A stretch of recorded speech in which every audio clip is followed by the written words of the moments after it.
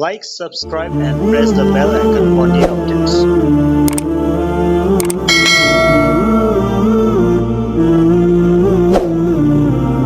नहमदुहु व नुसल्ली व नुसल्लिमु अला रसूलिहिल करीम अम्मा बाद फ़अऊज़ु बिल्लाहि मिनश शैतानिर रजीम बिस्मिल्लाहिर रहमानिर रहीम या अय्युहर रसूल बल्लिग मा उन्ज़िला इलैका मिर रब्बिक व इल्लम तफ़अल फ़मा बल्लग़त रिसालतह वल्लाहु यअसिमुका मिनन नास इन्नल्लाहा ला यहदिल कौमल काफ़िरीन। सदक़ल्लाहुल अज़ीम। अल्लाहुम्मा सल्लि अला सय्यदिना व मौलाना मुहम्मदिन व अला आलि सय्यदिना व मौलाना मुहम्मदिन व बारिक व सल्लिम सुम्मा सल्लि अलैहि। पिछले रुकू तक यहूदियों के मुतल्लिक़ तफसील के साथ अहकामात ज़िक्र थे। अब इस आयत से लेकर तकरीबन 80 से ऊपर तक की जो आयतें हैं, ये 67 नंबर है, 85 या 87 नंबर आयत तक, तकरीबन 20 के करीब आयात, जिसमें तबलीग और हुजूर सल्लल्लाहु अलैहि वसल्लम और आले किताब से इस बात का ऐलान किया गया कि आप इस कुरान मजीद के ज़रिए लोगों को तबलीग करें और बड़ा खुलकर मसला सुनाइए। किसी हवाले से डरिएगा मत, किसी मलामत करने वाले के मलामत के खौफ मत रखिए। बाकी रहेगी ये बात कि अगर आप तौहीद सुनाएंगे, खुलकर मसला सुनाएंगे, तो लोग आपके मुखालिफ हो जाएंगे, लोग आपको ज़ोदो कौब करेंगे। तो फरमाया उसका हल ये है कि अल्लाह अब आज से आप पर एक आयत उतार रहा है, आइंदा अल्लाह आपको अपनी हिफाजत में कर रहा है। आज के बाद कोई बंदा, कोई इंसान आपको नहीं नुकसान पहुंचा सकता। अब से आप अल्लाह की तावील में हैं, अल्लाह आपकी हर मोड़ पर हिफाजत करेगा। वो यूँ था कुछ कि हुज़ूर नबी करीम सल्लल्लाहु अलैहि वसल्लम की ना इब्तदाई ज़माने में मक्का का जो सारा ज़माना है 13 साल का, इसमें अल्लाह के पैगम्बर सल्लल्लाहु अलैहि वसल्लम की अल्लाह हिफाजत फरमाते रहे, लेकिन वादा नहीं किया था कि मैं ज़रूर आपकी हिफाजत करूँगा, क्योंकि पिछले अम्बिया भी शहीद हो गए थे अपनी कौम के हाथों, तो ये एहतमाल ज़रूर था। तो अल्लाह के नबी के जो चचा थे अबू तालिब, वो आप सल्लल्लाहु अलैहि वसल्लम के साथ कोई एक बंदा रखते ताकि अगर दुश्मन नुकसान पहुंचाना चाहे, ये एक फ़ितरी लिहाज से ये जायज़ था, ताकि आप सल्लल्लाहु अलैहि वसल्लम का दिफा किया जा सके। और सुन्नत भी है, हुज़ूर अलैहि सलाम ने फरमाया जब तुम सफ़र के लिए निकलो कोशिश करो कि अकेले न जाया करो, एक जमात बनकर जाया करो। फरमाया अकेला बंदा एक तो इस लिहाज से कि उसके लिए नुकसान, अगर कोई रास्ते में मसला बन गया, कोई हादसा हो गया, उसको कोई संभालने वाला नहीं है। 2 हो जाएंगे तो तब भी, लेकिन बेहतर है कि 3 बंदों की जमात। अगर जमात निकले कहीं पर जा रहे हैं सफ़र में इकट्ठा, तो कम से कम 3 बंदे जाओ।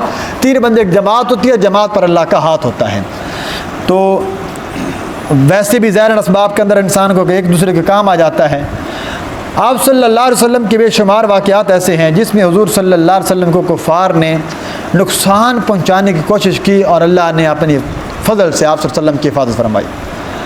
मक्का के अंदर आप सल्लल्लाहु अलैहि वसल्लम के कत्ल का मनसूबा हुआ, नाकाम हो गया। मदीना आए तो यहूदियों ने जादू कर दिया, अल्लाह ने आखिरी सूरत उतार कर फरमाया इस जादू का हल अल्लाह अता फरमा रहे हैं। फिर क्या हुआ, आप सल्लल्लाहु अलैहि वसल्लम गज़वा से वापस आ रहे हैं, उस काफिर ने आप सल्लल्लाहु अलैहि वसल्लम की तलवार ली और आपको कत्ल करना, शहीद करना चाहा।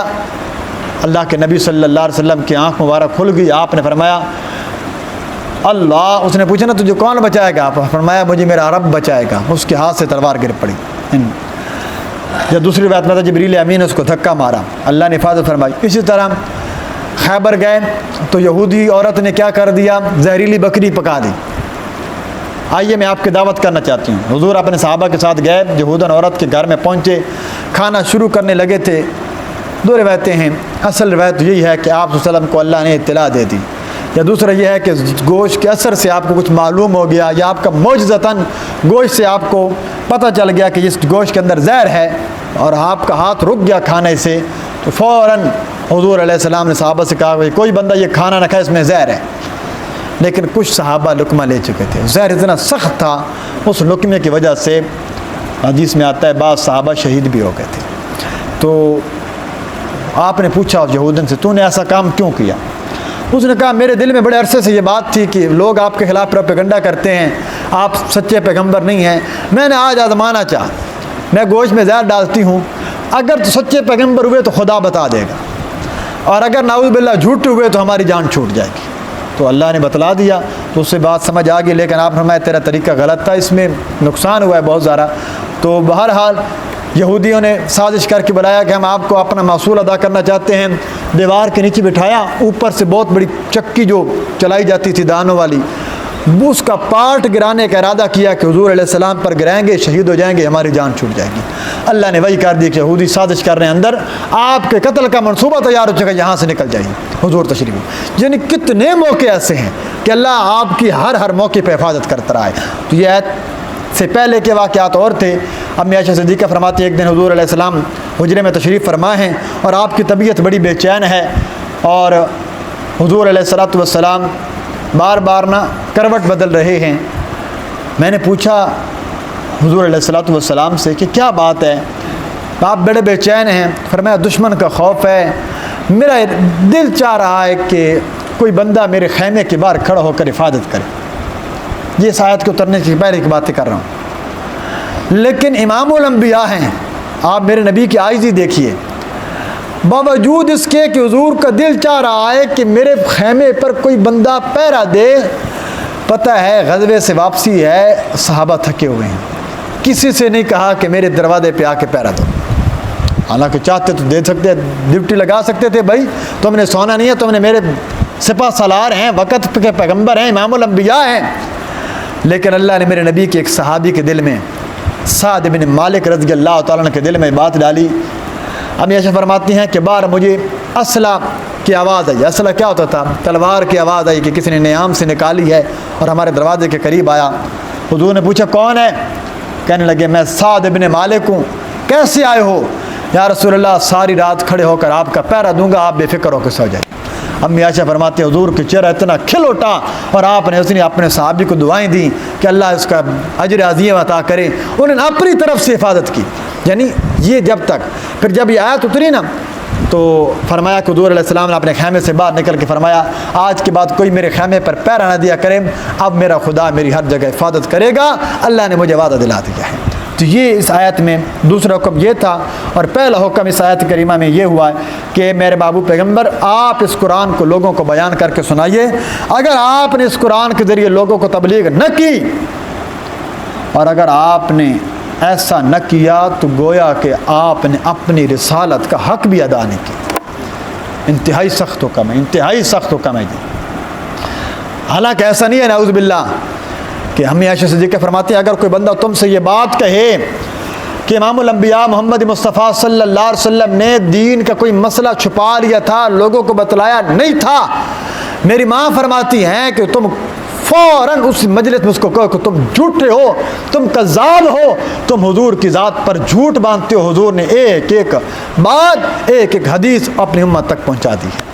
आपने सही और खुतबा हज्जतुल वदा के मौके पर मेरे नबी ने क्या फरमाया था? ऐ मेरे सहाबा, क्या मैंने तबलीग और आप तक दीन पहुंचा दिया? हल बल्लगतु? साहबा ने फरमाया या रसूलल्लाह आपने पहुंचाया नहीं, आपने तो पहुंचाने का हक अदा कर दिया। उसमें फरमाया कि अल्लाह तो मेरा गवाह हो जा, मैंने तेरा दीन तेरे लोगों तक पहुंचा दिया है। तो हुजूर अलैहिस्सलाम ने, और बाद सहाबा के बारे में आता है कि उन्होंने कहते हैं कि उन्होंने जी हज़रत असल कुरान असल दीन हज़रत अली के पास था। खुद हज़रत अली से सुनिए, किसी ने जाकर हज़रत अली से ये बात कह दी। अमीरुल मोमिनीन हज़रत अली से कहने लगे सुना है आपके पास कुछ अलग, आपके ना हज़रत अली के पास यहाँ पर नेफे के अंदर नियाम के साथ एक थैली होती थी जिसके अंदर कुछ औराक थे। मशहूर हो गया कि हज़रत अली के पास कोई अलग सहीफ़ा है जिसके अंदर कोई बात, सहीफ़ा कहते हैं कोई लिखी किताब, आपके पास कोई अलग अहकाम है? फरमाया बिल्कुल नहीं है। तो फिर आपकी इस झोली में क्या है? फरमाने लगे ये कत्ल और दियत और किसास के मसाइल हैं जो मैंने हुजूर अलैहिस्सलाम सुने थे, मैं लिख लिए, क्योंकि हज़रत अली काजी कुज़ात रहे हैं, और काजी का काम क्या होता है? फ़ैसले करना। मैं इसकी रोशनी में फ़ैसले करता हूँ, मेरे पास कोई अलग हुक्म नहीं है। तो इसका मतलब है सहाबा ने मिन्नो आन हम तक मुकम्मल दीन पहुँचा दिया। अब सहाबा इकराम का हक अदा हो गया, अब हमारा काम है, उलमा की ज़िम्मेदारी है, फरमाया वो कुरान को सही तरीके से पहुँचाए। जो इस कुरान के ज़रिए तबलीग नहीं करेगा, कुरान को लोगों तक नहीं पहुँचाएगा, गोया कि उसने इस कुरान को नहीं पहुँचाया। बस इसी एक आयत में ये दो बातें बयान हुई जिसकी तफसील मैंने जिक्र कर दी। और इस आयत करीमा का अब सिर्फ तर्जुमा देखिए जी।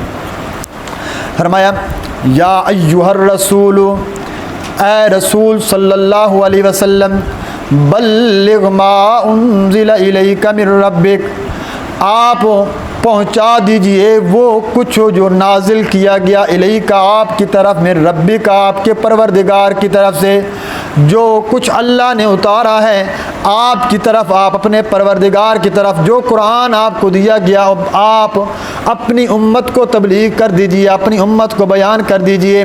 ऐ मेरे पाक पैगम्बर सल्लल्लाहु अलैहि वसल्लम, व इल्लम तफ़अल, अगर आपने ऐसा न किया, अगर आपने ऐसा न किया, आपने कुरान की तालीम न दी, आपने कुछ दीन पहुँचाया और कुछ न पहुँचाया, फमा बल्लग़त रिसालता, बस फिर अल्लाह का कानून भी सुन लीजिए, अल्लाह का फ़ैसला भी सुन लीजिए, आपने फिर अपनी रिसालत का हक़ अदा नहीं किया, आपने अपनी रिसालत का पैगाम नहीं पहुँचाया, अगर आपने इस कुरान के ज़रिए लोगों को तबलीग नहीं की, वल्लाहु यअसिमुका मिनन्नास, और अल्लाह बचाएगा आपको मिनन्नास, लोगों से, अल्लाह आपको लोगों की तकलीफ़ों से, लोगों को इज़ा पहुँचाने से, आपको कत्ल करने से अल्लाह आपकी हिफाजत करेगा।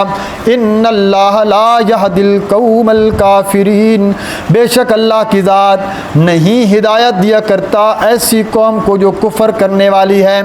अल्लाह काफिर कौम को कभी हिदायत नहीं दिया करता। अल्लाह आपकी हर मौके पे हिफाजत भी करेगा।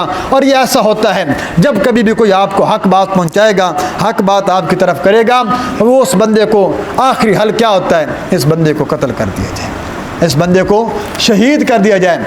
वो उसने सूरह यासीन में आता है ना कि जब रसूल ने दावत दी तो आगे से एक शख्स खड़ा हुआ, उसने कहा अपने रसूलों की बात को मान लो, तो फ़ौरन कौम वालों ने कहा ये तो बागी हो गया, इसको कत्ल कर दो। हज़रत इब्राहीम ने कहा तो कौम ने कहा इसको तो जिंदा जला डालो, ये हमारे रसूल माबूदों का बागी हो गया है। जब कभी भी आप इस बात की नफ़ी करेंगे कि कब्रों वाले जिसको खुदा के सिवा पूजा की जाती है कुछ नहीं कर सकते, आपके खिलाफ एक तूफ़ान खड़ा होगा, आपके कत्ल के मनसूबे बनेंगे। फरमाया अल्लाह अपने बंदों की हिफाजत किया करता है, और अगर वो उस रास्ते में मारे जाएँ तो वो शहीद कहलाते हैं, और शहादत का रुतबा बड़ा बुलंद हुआ करता है। अल्लाह ताला से दुआ, अल्लाह ताला अमल की तौफीक अता फरमाए।